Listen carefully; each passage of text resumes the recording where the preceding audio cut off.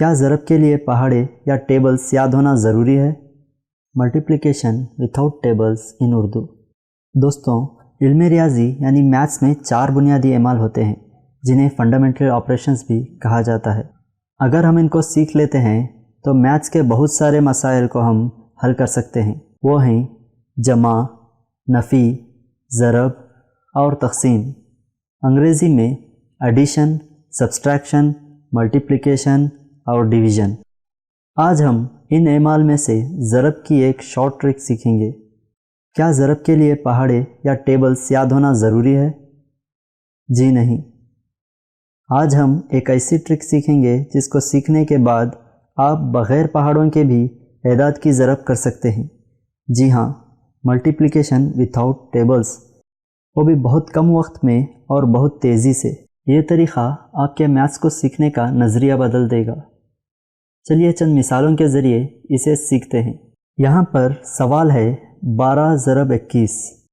ہم جو ٹرک استعمال کر رہے ہیں اس میں ہمیں ضرب کے لیے اعداد کی تعداد کے برابر لکیریں یعنی لائنز نکالنے ہوں گے۔ اس سوال کے ہندسے ہیں 1، 2 اور 2، 1۔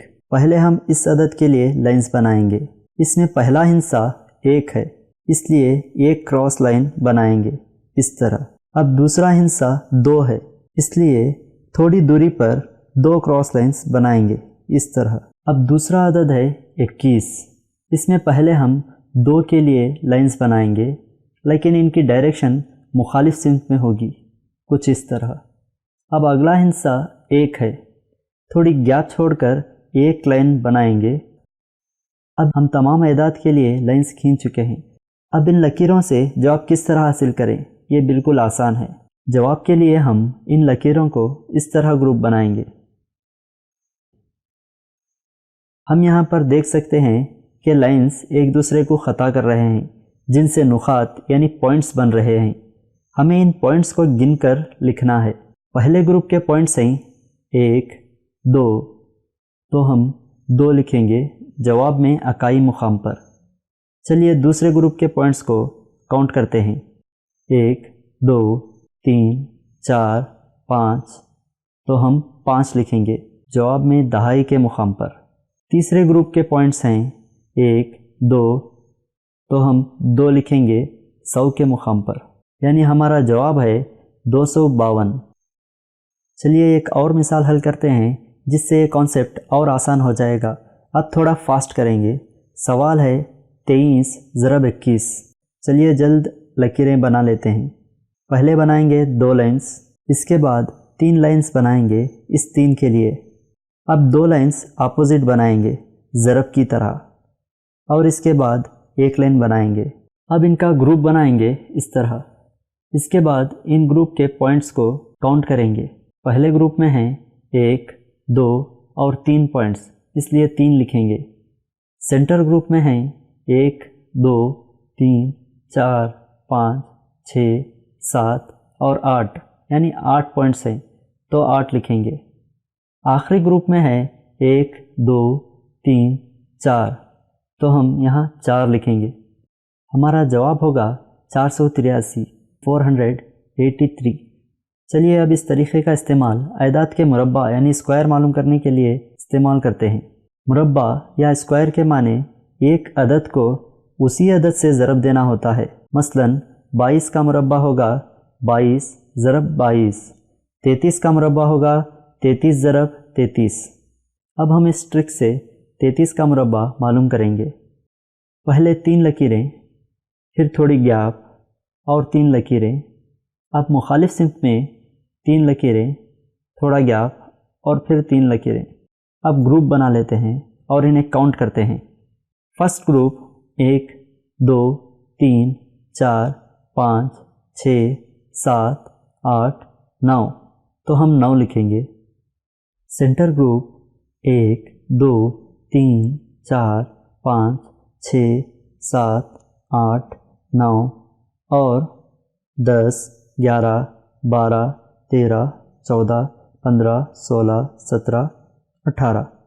یہاں 18 ایک 2 ہندسی عدد ہے، اس لیے اکائی مقام پر موجود 8 کو جواب میں لکھیں گے اور دہائی مقام پر موجود 1 کو اگلے گروپ میں بطور حاصل رکھیں گے اور اگلے گروپ کے نقاط کو کاؤنٹ کریں گے 1 2 3 4 5 6 7 8 9 اور حاصل کا 1 جمع کرنے پر 10 ہوں گے تو 33 کا مربع ہوگا 1089۔ اب ہم اس طریقے کی مدد سے 3 ہندسی عدد کی ضرب معلوم کریں گے۔ سوال ہے 123 ضرب 212۔ پہلے ایک لائن بنائیں گے، پھر تھوڑی گیپ اور 2 لائن، گیپ اور 3 لائن۔